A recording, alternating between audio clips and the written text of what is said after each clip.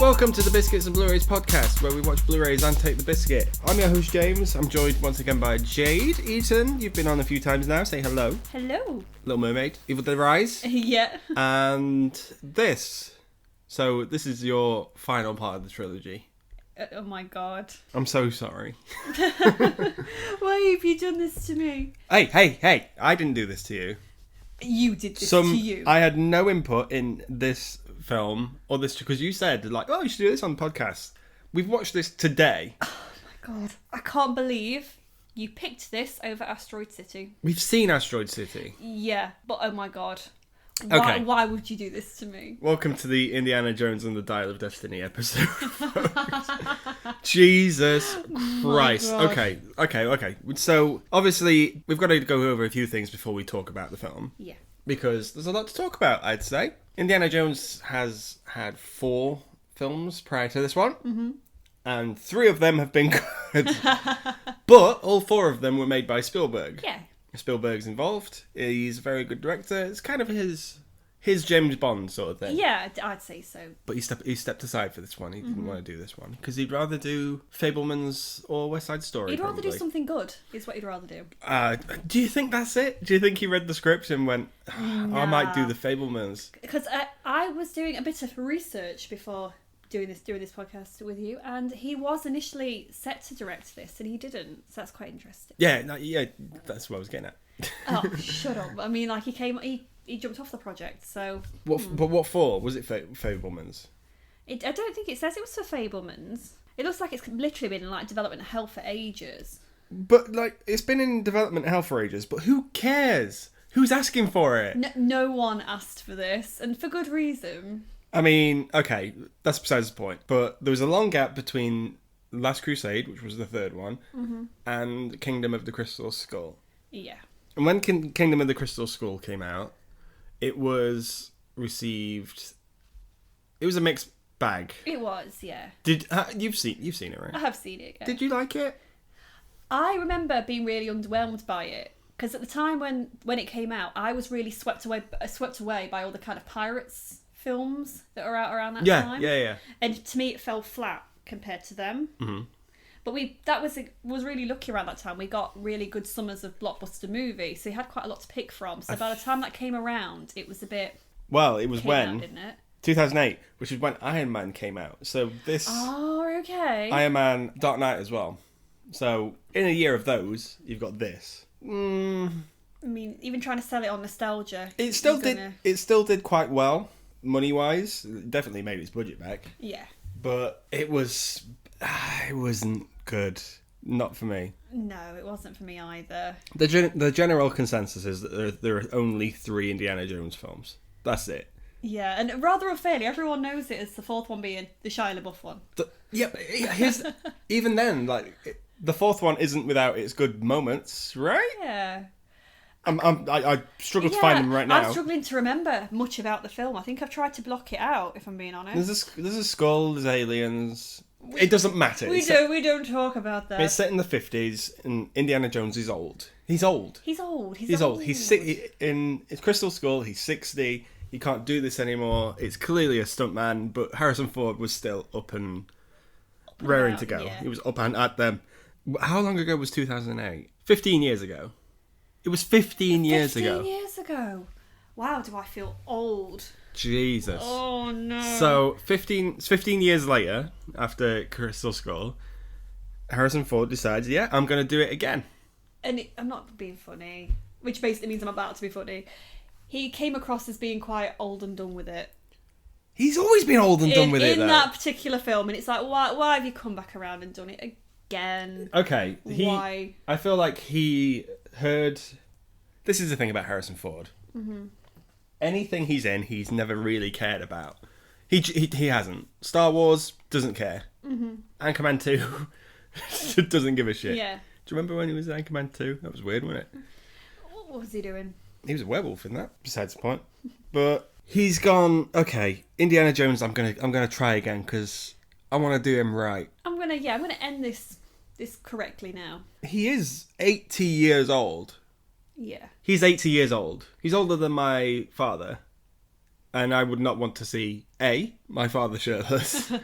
B, my father do anything too strenuous. You know, something that's somewhat, Oh, my heart. And I no. certainly wouldn't want to see him kiss and make up with.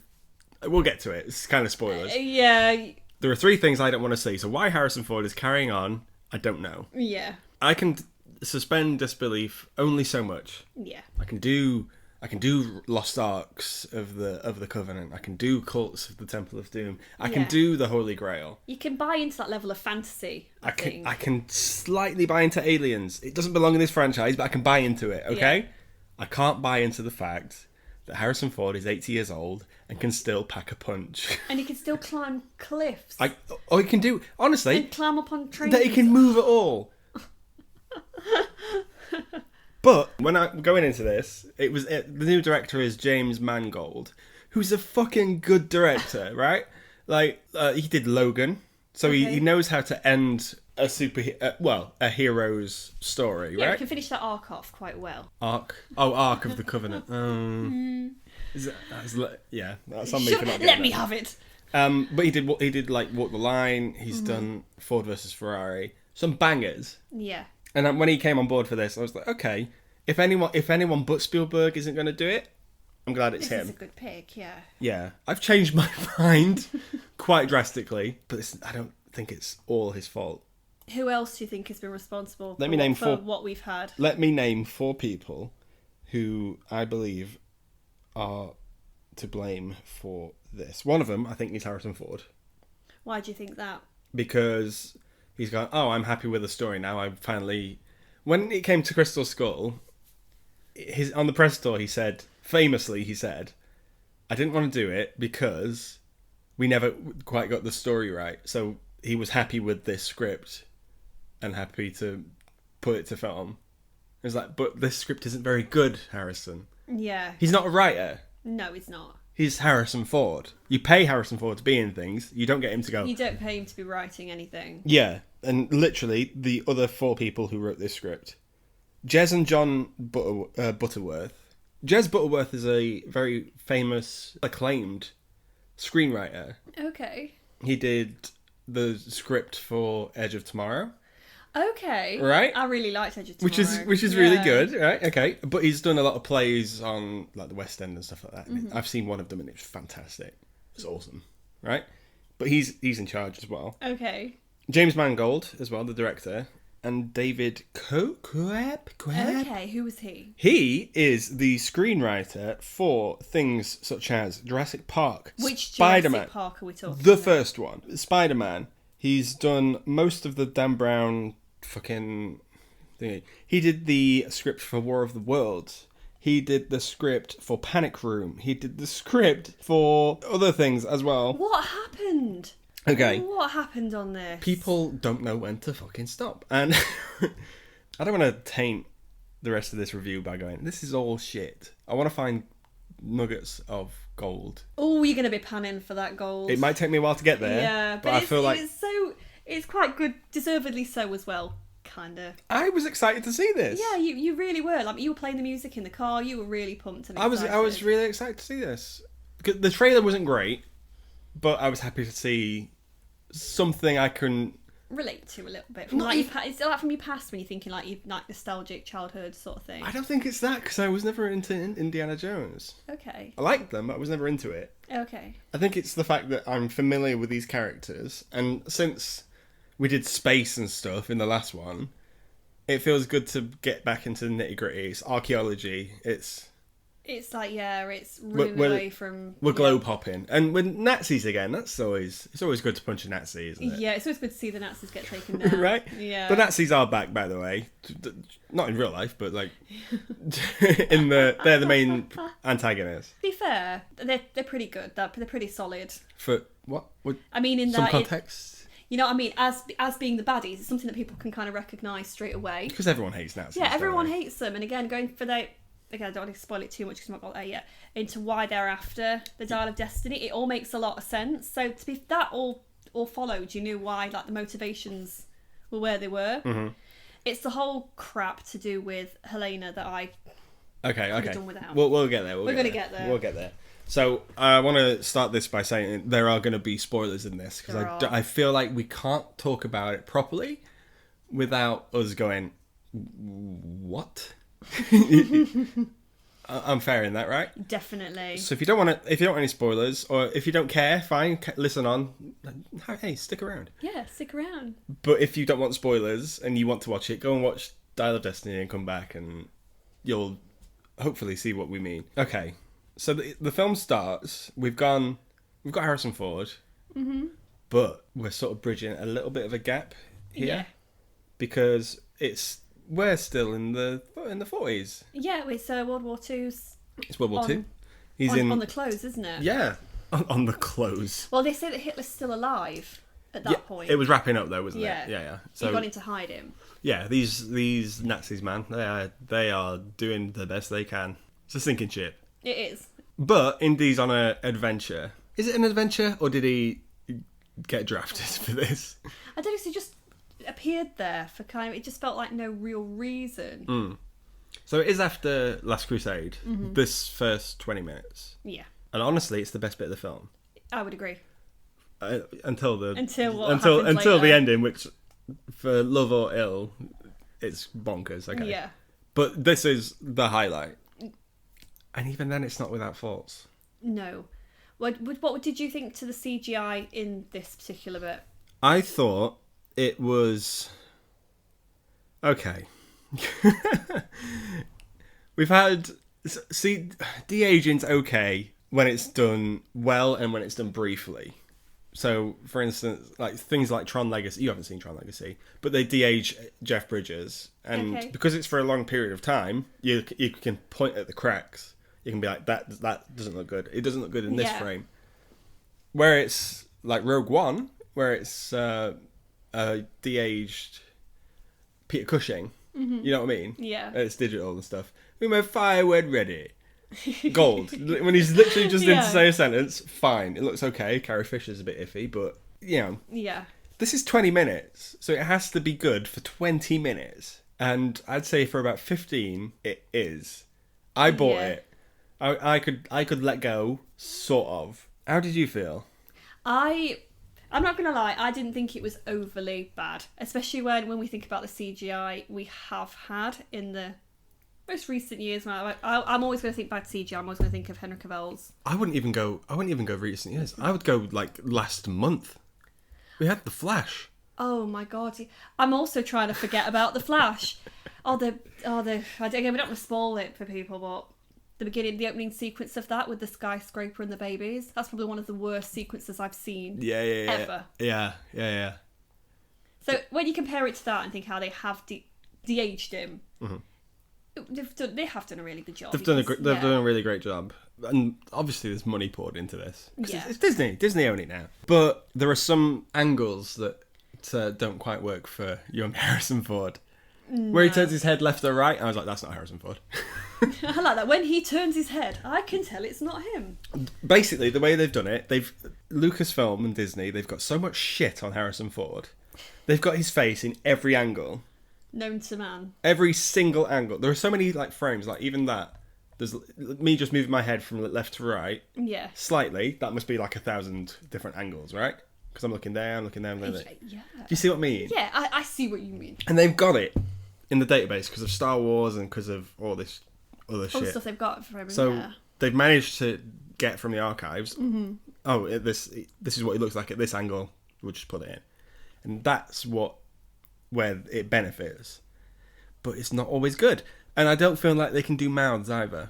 No, mouth is a problem, I think, in a lot of these films, I think. Yeah. Also, it's clearly not Harrison... It's not Harrison Ford's body, either. No, it's not. You Right? can tell it's not. Which is good, because when they de-aged Robert De Niro for The Irishman, you could tell that's like an 80-year-old Robert De Niro trying to stove the head in of this random guy, right?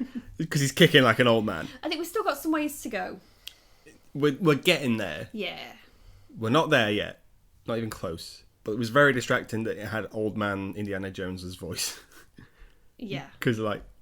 You'd have thought you've put all this money into making him look younger. Yeah. Do something with the voice. Pitch his voice up a little bit. Do something with the voice as well, please. I don't think it helps as well because we watched Last Crusade last night.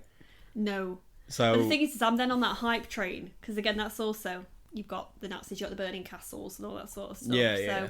And with the opening following that same thing, I'm comparing them immediately in my head. Absolutely. I do. There's a formula to these Indiana Jones films where there's a action scene, and then there's like a lovey-dovey scene, and then there's archaeological dig. Archaeological filler. Right. And then, yeah. I do want to say that this one does stray a little bit from the formula. Mm-hmm. And for that, I commend it. Yeah.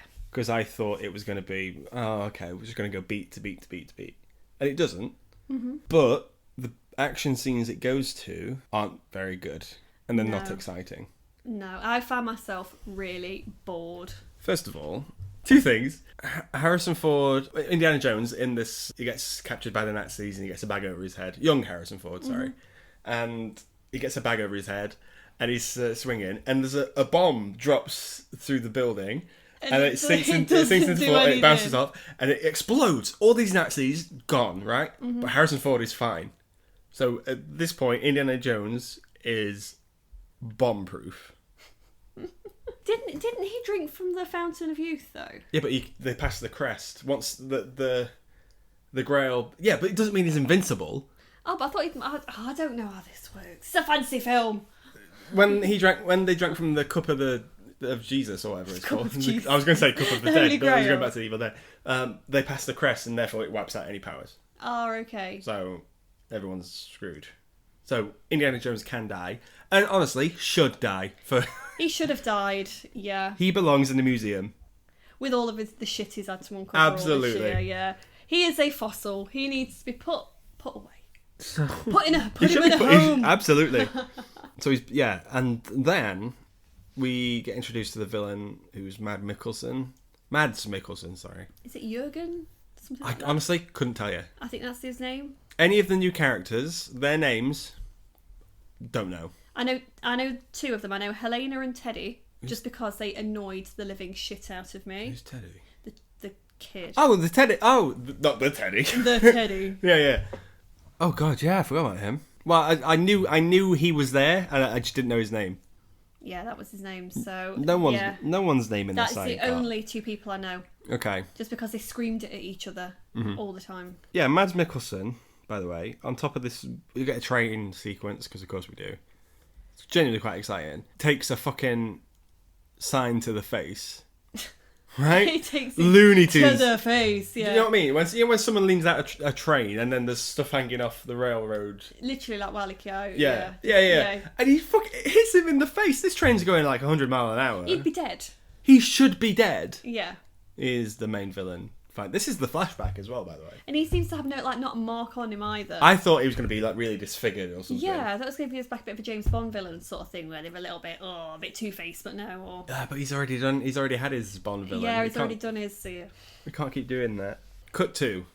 It's 1969 because all the stuff about the moon landing stuff. Right? Oh, yeah. okay. It's 1969. Indiana Jones is old. He's so old. Oh my God, he's old.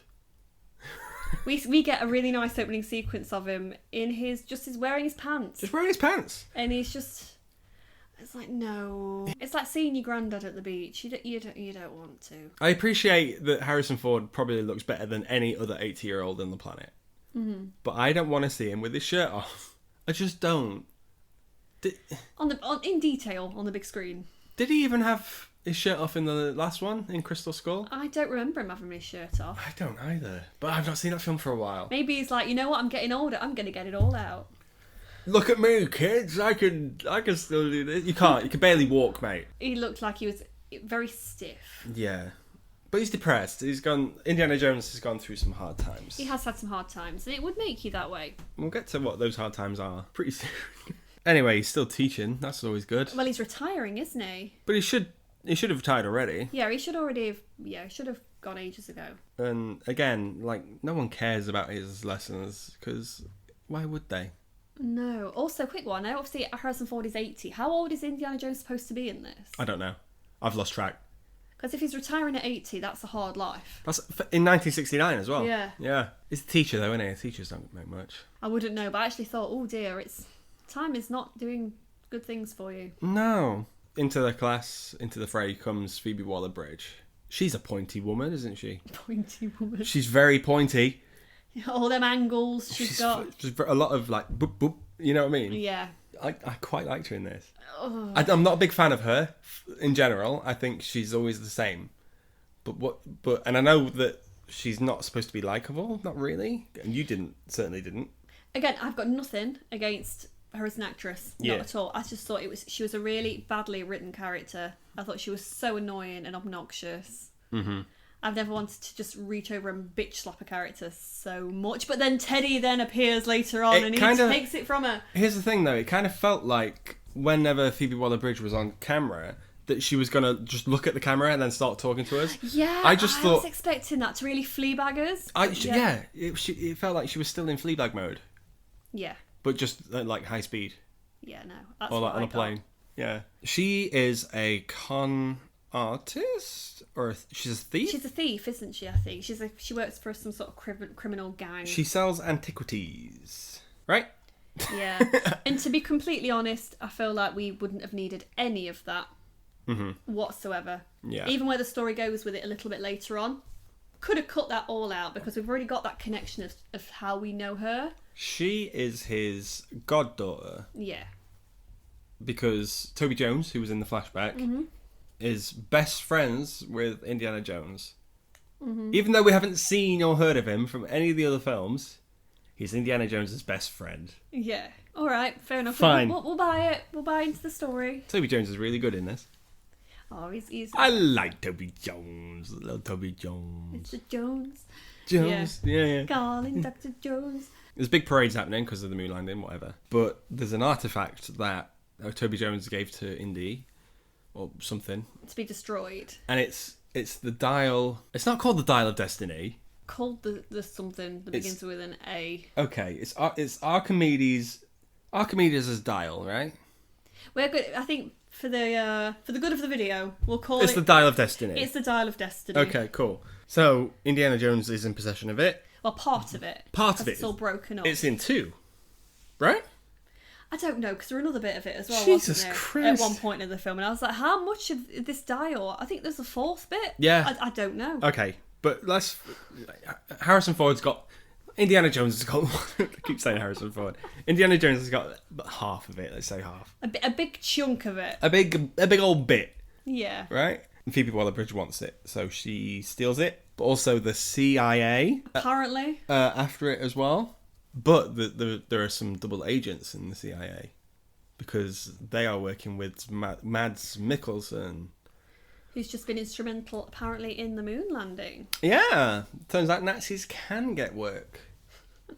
After the war, yeah. None of that I cared for. No. Is Mads Mikkelsen a good character in this? He doesn't have much to do. Other than look quite straight-faced and just walk around from scene to scene. He's not given really any action. He's good at that stuff, though. That's the thing, though. If they leave it to his hired goons to do it all, he doesn't really have much. He has no real personality either. He's not like a charismatic villain. He's a bit of a wimp as well. Yeah. Yeah, never gets into the nitty-gritty. No. And when he does, he's like, oh, no, whoa! Oh, no, I don't like that. Oh, yeah, no. But if you get Mads Mikkelsen, instantly, that's an interesting character. Or you're led to believe that. He's just got a very interesting looking face. Yeah, you want to know his story. Yeah, you want to know his story. You want to know what he's about. Because he's obviously got ulterior motives. Yeah. But the film never explores that. No. Not really. Or does it? Let's read on. Yeah. Maybe it does, maybe it doesn't. Who knows? Anyway, everyone's after this piece of the Dial of Destiny. Yeah. There's a chase sequence that happens in this big parade. Yeah. Where is this parade happening? I assumed it was New York. It was New York. Yeah. And we get a really interesting chase sequence with horses. There's a horse. There's a motorbike. Yeah, on the subway. Oh, God, yeah. Indiana Jones takes a horse onto the subway. He didn't buy a ticket for that horse. No ticket. No ticket. Yeah. Get off. Oh, none of it's exciting because you know it's not real, right? Yeah. You can't. A horse can't outrun a train. You can't outrun a train. It can't outrun a train like that on the underground. It's No. it's exciting. It's phony excitement. This. Yeah, and it's like he's ducking and weaving with it. That horse would never have gone. That horse would Really have tripped sweet. over the railroad tracks and died. It was just falling on We've his all ass. seen. Yeah, no. We've seen we watched the Grand We National. watched the Grand National every There's year. We know that's not there's happening. like 3 horses die every year, like from the Grand National. What that horse is supposedly supposed to be doing in that scene. You know, it's all a load of crap. Yeah, no. But benefit of the doubt, fine. If you can hide in a fridge and just survive a nuclear blast, fine. Yeah. I'm sure. But taking a horse down the subway. Driving a horse down the subway, blah, blah, blah, blah. No. Honestly, from there, I couldn't tell you what happens. I think don't they start ending up trying to find Helena? Because when they try to obtain the bit of the dial, they start shooting up at the school where he works. Because they kill some of the teachers, don't they? Oh yeah. So he's being framed for murder. So he's being framed. So he's trying to find Helena and the missing piece of the dial. So he try goes- and clear his name. Yeah. Because it's obviously not him. As opposed to like maybe going on an adventure. That never got brought up. Again. never got wrapped up again, did it? He never seemed to get checked by customs. I thought, how are you jumping on and off of planes? Ah, it's the 60s. Anyone can get on a plane. But you know what I mean? If he's like wanted for murder and it's Yeah. everywhere. Yeah. I completely forgot about that until you just said then. Yeah. Well, that's another star taken off it on its letterbox. So we follow them to... Greece, right? No, I don't think it was Greece. Thought it was somewhere else. Well, he's got the help of John Rhys Davis, who was in the original. It's good to see him back. Yeah. Is it? Yeah, it's good to see John Rhys Davis back. As We always enjoy seeing him and his little fez. Give them her Indiana Jones. It was like, you are old as well. You should have packed this in. You should also be in the same home with some biscuits. And some Blu-rays. And some Blu-rays. Yeah. Oh, plug the podcast. They go to Tangier. She's selling the piece of the artifact that she's stolen. To the highest bidder, right? Yeah. Yeah. Indiana Jones is like, this is mine, you stole it off me. And then Mads Mikkelsen's there and he goes, you stole it off me. And then she goes, but I stole it off... I'm just going to steal it again, because capitalism. That's the joke's been in all the trailers. One thing I don't get, because we see it a few times then later on in the film, where she keeps getting hold of different parts of this dial. Knowing that her dad was obsessed about it and had all these ideas about what it could do, she's constantly always wanting to sell it. And I find that really weird.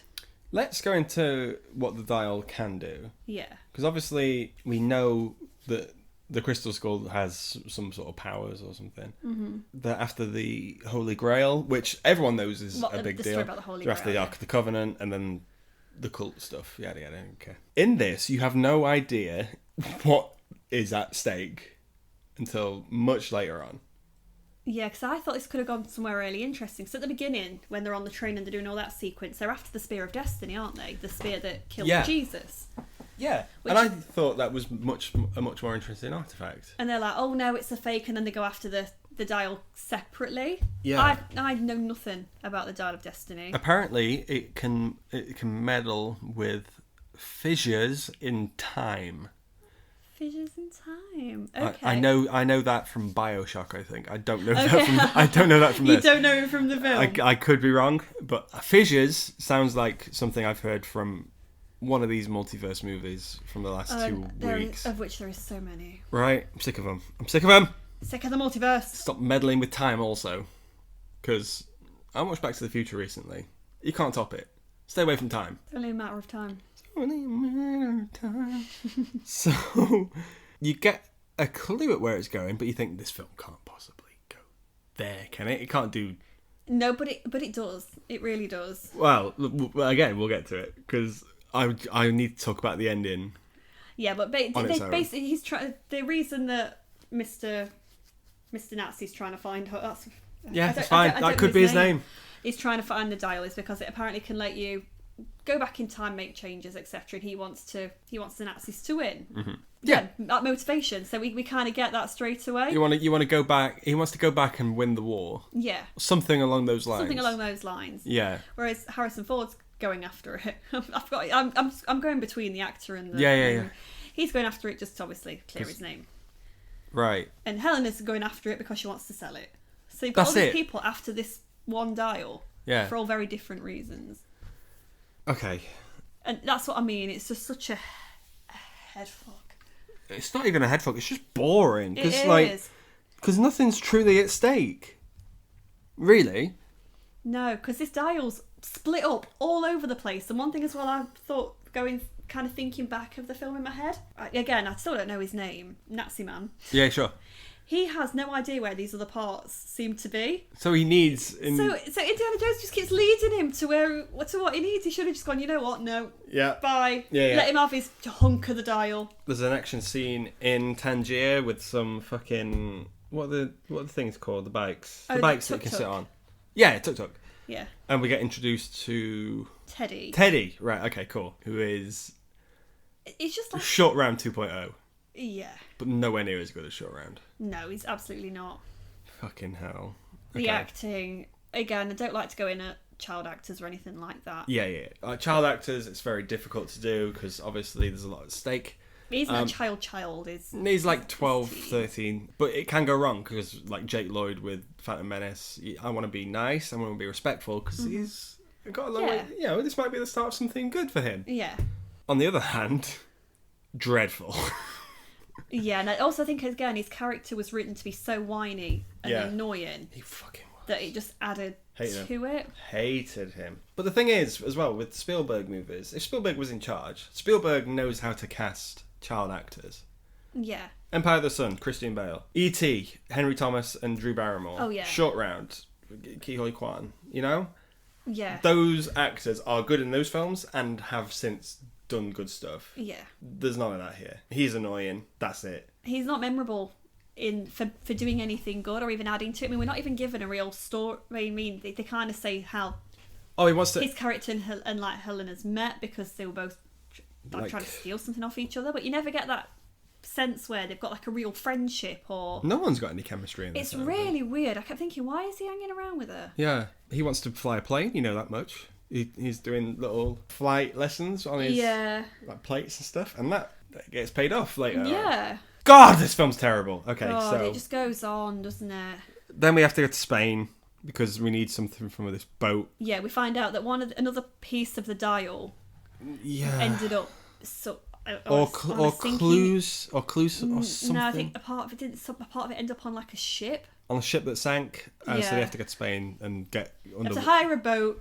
so they can go to the shipwreck. Yeah. And get this missing map, I think. The film, I don't know. The film does take a turn for the good, though, because it brings in someone who elevates anything he's ever in, but elevates this so much that I think we both sat up, right? Because we were both like, we're not tired. We weren't tired, and we didn't want to hate it at all. But the film would just wore us down at that point, and this was like the first third. So we were like, okay, we need something to bring it back. And we get him. Antonio Banderas. Oh my God. He is absolutely incredible in everything he's in. He doesn't have to do much. Puss in Boots in the flesh. In the flesh. Did you close your eyes while he was talking though? I saw you do it. I did it, yeah, because I was like, that's fucking Puss in Boots. He's still doing it. He's still in the zone. He's good in this. He didn't need to do this film. He didn't need it. He shouldn't have done this film. I disagree. No, I think there was other things he could have been directing his time on. I feel like if you need a Spanish actor, though, he's your go-to actor. He's your go-to guy. It's either him or Javier Bardem. I was about to say, Javier Bardem's picked his film. He picked Little Mermaid. Oh, God! And that's another sad man to think about. Sad man. A sad wet boy. A wet man. Oh, God. So they go scuba diving for this thing, this missing map that's going to get them to that's it. I think the map gets them to the last part of the dial. Yeah, that's right. Yeah that's it. There are eels there. Cool. They're like sea snakes. Indiana Jones is scared of snakes. That's nice. And what eels do that? What we saw. They in the film. they attack him. They attack him. But like You'd gone like, to the toilet at that point. They all attack him. Yeah. All I these was stills losing go. the will by this point. I needed to wake up a bit. So meanwhile, Mads Nazi catches up with the boat and kills Antonio Banderas. That's nice. The one redeeming feature. Part, yeah. Jesus. Don't take him away. There's an action scene where Phoebe Waller-Bridge is walking around the boat telling stories or reading something, and then she's got dynamite in her pocket. So I think he makes a deal with her. Mad Max, yeah. That's what Yeah, we're calling him Mad Max now. Mad Max Nazi man. And okay, so she's distracting these Nazis. She thinks they think she's working for them because they made a deal or something. But actually, where she would read this map for them, tell them where they're going to get money. the next part of the dial. And she blows up the boat, and then they all dip onto another boat and they drive off into the. How many times can people be blown up in this People film? get blown up a lot in it, like blown up as well. Which yeah, is, I mean like proper explosions, and Yeah. yet they're not even a scratch on them. They're in the next scene completely fine. Completely fine, not even a scratch. I walked into a bedside table today, and it's really done. Yeah. It's done one on my leg. So how an explosion? I don't know. Oh God! Right. Okay. Well, if you can survive a fucking like thing to the face. A sign to the face at 100 mile an hour. You can survive. You can survive a stick of dynamite. Ain't shit. Right. So bearing in mind they're in where are they when they find Antonio Banderas? Where were they? Spain. Right. It's the way they go. Oh, is there any fuel in this boat? We're going to go to Sicily. We'll be fine. And then it just shows on a map them going the long way round. The long way round, and it's like, you know what? You would not be okay. You would need to refuel. Yeah, absolutely. Oh God! Right, we both looked at each other and went, "You can't take a boat that far." And it's only like a little speedboat as well. It's not. Yeah. There's nothing to it. They get to Sicily. We've got to go look for this dial. So they go into a fucking tomb. And honestly, anytime it's done any archaeology stuff, the Indiana Jones franchise loses me completely. I'm bored. It's boring. Bored. By this point, it's why Teddy's been kidnapped because again, Mad Max has turned up. He's followed them to Sicily. Yeah. And Teddy's left them because he's feeling sad. Yeah, they're not going to kill him though. That's fine because they need him. Because they need him because he heard where the dial's actually buried. Yeah. So Phoebe Waller-Bridge and Harrison Ford. I'm done saying names. Yeah. Because I don't think they're acting in this. I think they're just being themselves. They were just being themselves. There's a minute where Indiana Jones is climbing up the wall, and then it looks like they just caught Harrison Ford having an off day, where he's like, "Everything aches. Everything. I'm hurts. having a terrible time. Get me down." And then Please it's just, stop. it feels like the cameras were just rolling by accident there. Yeah. They go into this tomb. It's full of methane or methane or whatever, and it stinks. So they have to display some water into the thing. You can find this clip online, and then it dives down into that slide thing, and they find the tomb of Archimedes, right? The guy who created the Dial of Destiny. The Dial of Destiny, and in the tomb, he's holding the last part. The last part they need. I thought it was going to do a Young Frankenstein. Where they take it off him and it just snatches it back. Yeah. Oh, what I would have given to have. I know that would have. Film. Yeah, absolutely. Nazis catch him up with him, which is fucking great. Because that's how all these films are. To be fair. So they've got everything they need for the final piece or whatever. Then they've got both parts of the dial in order to put it together in order to go back in time. The Nazis shoot Indy. And he's bleeding out, so he's on death's door, more so than before. Even more so. Right? To be shot in the shoulder like that at that age, you'd be really struggling. You'd be asleep. Yeah, I'm just going to take a nap right here. Take a nap right here. You wouldn't be fully conscious, still trying to fight your way out the way that Indy was. Mm-hmm. So anyway, they got the Nazis get on a plane and they say we're going to find this fissure in time, and to go back. You're going to use this dial to find us to go back in time. And what we're going to do is, this is our big plan, is Mads Mikkelsen, I'm going to kill Hitler and take his place because I know the mistakes he made because we've lost the war. So I'm going to go back and do complete opposite and win it. Right? Yeah. Because he wants to be the new head of the Nazi party. Of course. Because, okay, fine. And he gets his little suit on. They all do, don't they? They all get suited and booted. They all get suited and booted into the Nazi fucking stuff. Oh. Get on a plane to take Indy with him. Phoebe Waller-Bridge and Teddy go, oh, we're going to fly another plane and fly alongside you, that's fine. But Phoebe Waller-Bridge does an action scene where she's on a motorbike. And almost overtakes the plane. Yeah, and she does a Toy Story 2 on it. Right? Yeah, she does. Yeah. Gets on the wheel and goes in. Yeah, cool. I don't believe any of that. A very good way of hiding CGI is put it in nighttime. Yeah, and with something like rain, because it blurs and distorts automatically. I think if you want to hide bad CGI, you use rain. If you want to hide terrible CGI, you put it in nighttime. If you want to hide really bad CGI, it's a rainy night. Like Melissa McCarthy at the end of The Little Mermaid. Yeah, sure. How blurred was she during the storm scene? Anyway, they find this fissure in time, and all the way through it, Indiana Jones is like, oh, Archimedes didn't plan for the drift? The continental drift. What is this? That's the name of the fourth Ice Age movie, isn't it?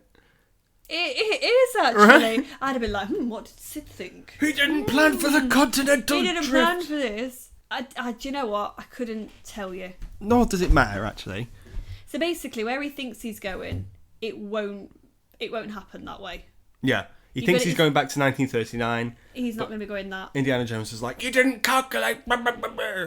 You're gonna go too far back or too far forward. It doesn't matter. None of this is important. It's all fake.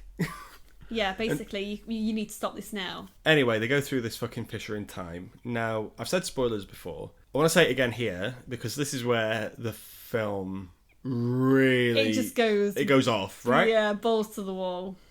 So, spoiler alert for the final third. And honestly, I don't want to recommend this film to anyone, because I don't like it. I don't. But I think it's so bonkers, this last bit we're going to talk about. I think it's so crazy... And I haven't seen anything like it for a long, long time. I think it's worth watching, for sure. Just for this last third. On Disney Plus.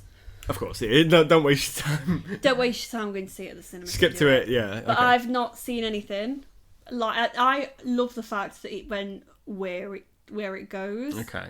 Because I feel like movies back in the 80s and like the 70s, etc., they weren't afraid to do this. Yeah. Whereas nowadays, we don't really get that anymore. I kind of commend the film for doing it a little bit. Yeah, because it just felt very different. That part actually felt a bit like a breath of fresh air a little bit. Yeah, but then you're taken out of it a little bit because this is an Indiana Jones film. Yeah. That's sort of grounded itself in a little bit of magical stuff. Yeah. But not to this level. No. Okay, so spoiler alert again, but the final third of this goes as such. They go through this cracking time. Yeah. It's a nice sunny day now, which is always good.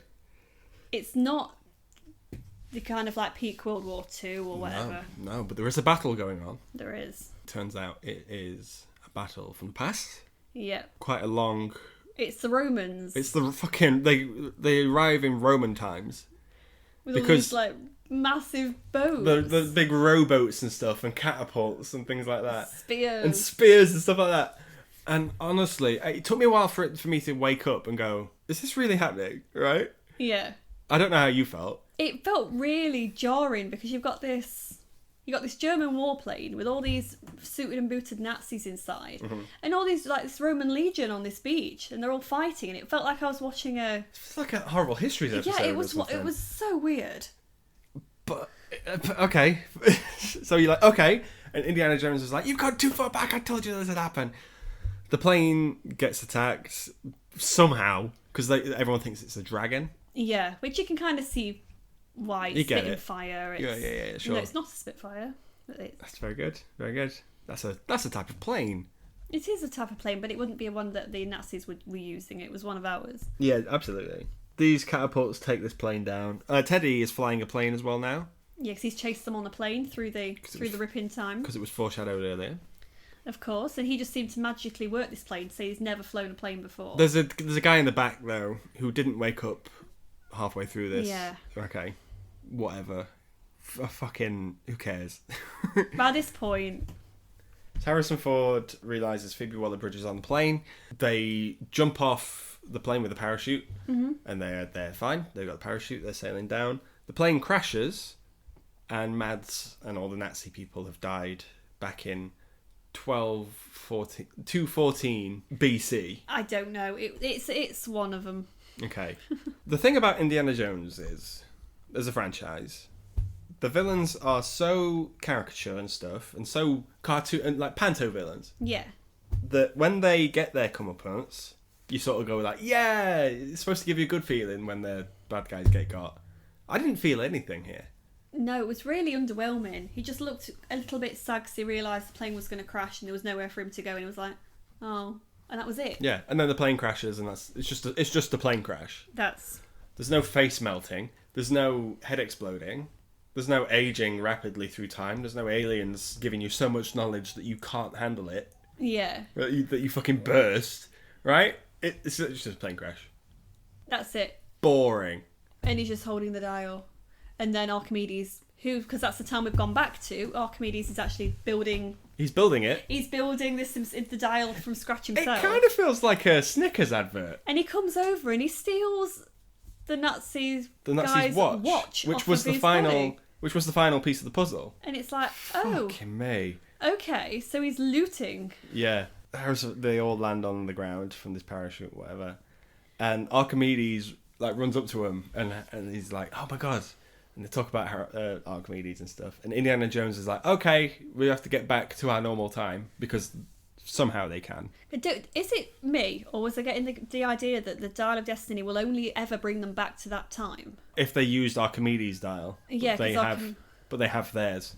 Yeah. Yeah, but they meet Archimedes, and Indiana Jones has obviously been shot and he's knackered, so he goes. He's tired and he's had enough.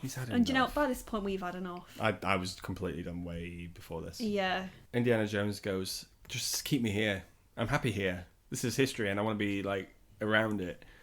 And then Phoebe Waller-Bridge is like, "No, A, they're gonna kill you, and B, you're gonna die anyway. So what's the point?"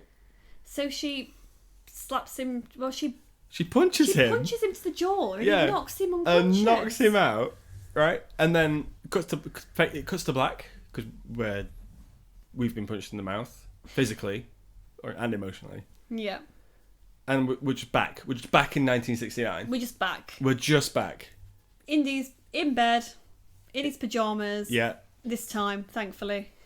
So what was the point then? No. What was the point? Yeah, I think by this point as well, because there's been so many action sequences that have dragged on, they kept saying as they were going through this portal in time, "Oh, it's going to be closing soon, closing any minute, close at any minute." They were gallivanting about with the Romans for about 20 minutes. Yeah. And it was still open, so I'd have liked to have seen like will they get through bit at the end? It was kind of nice seeing Indiana Jones sort of like well up a little bit and show some sort of emotion, because he's this sad old man, and history is the thing that brings him joy, apparently. So it was nice to see him sort of like, I want to be here sort of thing.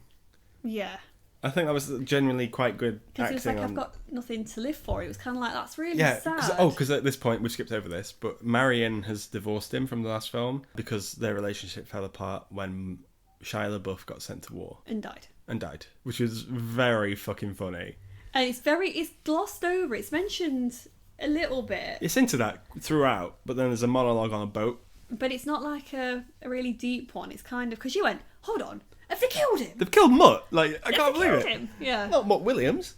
Oh, hey, what are you doing, Daddy-O? Oh, I loved him. He's my favourite character in the franchise. Oh, he's the worst. Nah, he's alright. Anyway, we're back in 1969. Everyone's happy. Let's go see Uncle Indy. Yeah, funny. Good times. And Marion walks in because Phoebe Waller-Bridge got her to come over. Yeah. It was good to see her again. Oh yeah, she was always nice to see. Yeah, I guess, but she was not necessary at all.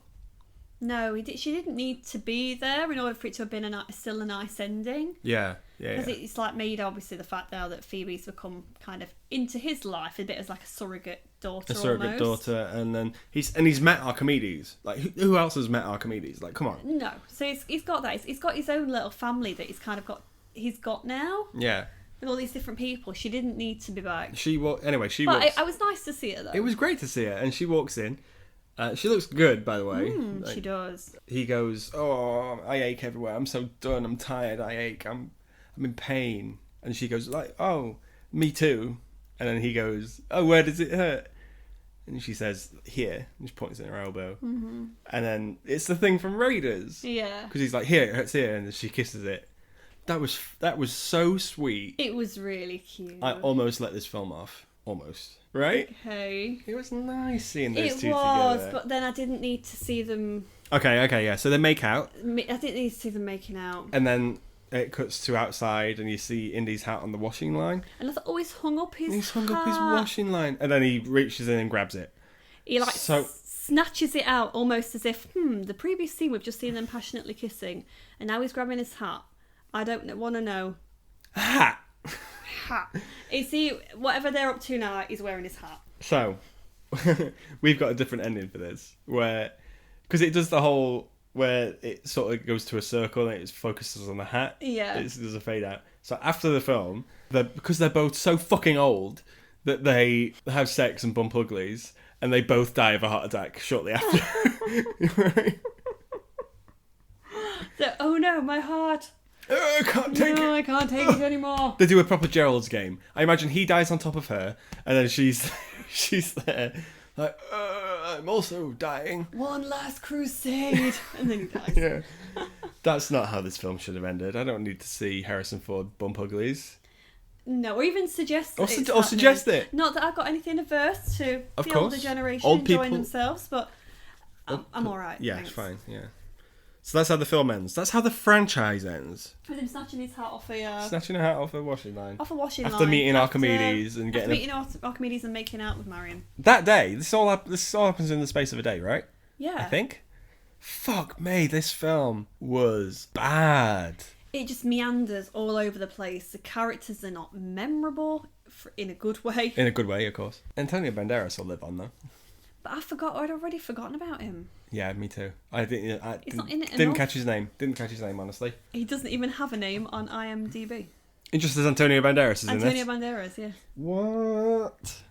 The legend himself. Here's the thing. This franchise, it's gone so crazy, it's forgotten what it was about. Mm-hmm. And we spoke about this on the way back. This film has a budget of 350 million. It's not going to make it back, I don't think, because word's going to get out that this is not very good. But the first Raiders film was made for 20 million, and in context, Harrison Ford was paid 24 million for the Dial of Destiny. It's crazy. There's something wrong with Hollywood that that's the case, and B, if you have a budget so small, 20 mil, like it's small, right? Mm-hmm. It breathes creativity. It does, and it doesn't get lazy, and it doesn't go, okay, we're just going to use CGI. You've got to be creative. Something needs to be done. There's genuinely a problem in Hollywood that everyone's going, why is the Flash bombing? Why is Elemental bombing? It's such an overinflated budget. You're pumping money into these films that just aren't very good. If you give them people who love them and care for them, and they're not doing it just for a paycheck, which most of these people are. And that includes the actors as well, not just... Yeah. It's like, yeah, Harrison Ford wants to do another one, but no. Let him fund it then. Yeah, no, it's... This should have done more. See how many rewrites this has had. But then I think that does show in what we've just seen. It's all over the place. Mm-hmm. So many plot points that just end up nowhere. Again, the whole idea that Helen is supposed to be this, like, dealer in all these bits and pieces. It made no sense. We didn't need all of that. They could have cut out a good 20 minutes. Yeah. And this is a long film. It is a long film. And you know what? I was so bored. I kept sinking further and further down in my chair. And I looked over and I thought, you're doing exactly the same thing. Exactly the same thing until Antonio Banderas rocked up and Archimedes, that whole Archimedes bit at the end. I was like, okay, I don't know. It was just us. And I was so looking forward to it. I thought maybe this might be the one that gets it right after Crystal Skull. But all the press stuff I've seen Harrison Ford do, he's genuinely excited to be doing this one. And it's kind of bittersweet because, like, I'm happy for him that he's finally got a film that he can say, okay, that's enough now. Like, I've hung up the hat, even though I've probably took it off the laundry line and I propped it on my dick. That was an image I didn't need. Yeah. That you've just Also, put into my head. So like for him, I'm very happy that this is his hopefully final Indiana Jones film. Yeah. But it's so fucking bad. It really. It's not good at all. This is one of my least favourite films of the year. Really? Straight Worse up. than Transformers? No, because Transformers didn't have a weird Archimedes time travel bit, nor did it have Antonio Banderas. But it did have some giant ass robots that were just smashing each other. It did. For what felt like just like an hour. It's certainly it's the worst of the indie franchise. Oh, easily. Which is baffling that they've screwed the pooch this much that it's not as good as Crystal Skull. Yeah, because that was our main feature going in. We were both like, this has to be better than Crystal Skull, right? Yeah. This has got to be better.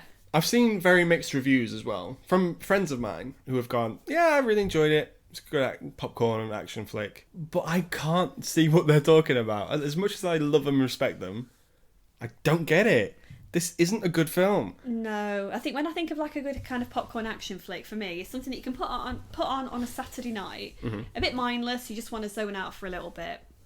You don't care if it's not particularly great. It's entertaining, and that's why you watch it. This, no. Stick with 1, 2, and 3. Stick with them. Stick with what you know. If anyone's going to watch this, wait until it comes out on Disney Plus. Yeah. Watch the beginning bit. Skip everything else until it gets to the last battle. Yeah. You can literally fast forward a good chunk. Or here's the thing: play one of the video games. Yeah, true. They're good little installments. Yeah. And not been bought out by Disney, who literally will fund anything at this point. It's 100 years of Disney. Mm-hmm. A quick thing, because it showed us before the film started. It did. Because this is the first one to be funded by Disney, I want to say. And since then, we've had Little Mermaid, we've had the remake, we've had Little Mermaid, we've had Elemental, which we've not seen, nor will we see, because it doesn't look good. And this. Yeah. Disney's broken, right? Most of these chucking money into things that they no. I imagine most of these are tax write-offs. I genuinely think that. You think so? Yeah, that's a lot of money. 350 mil for something this bad. Thing is, though, Little Mermaid's easily going to do well, though, isn't it? I mean, it already is doing well. People are enjoying it. Yeah, but like it's not great, and they're just going to keep pumping out these lazy remakes and these boring action films. Yeah. Full of CGI and full of people who couldn't care less. Genuinely lower the budget. Pay your writers for one. Yeah. Lower the budget. Pay them more than your fucking action stars who are way past their sell-by date.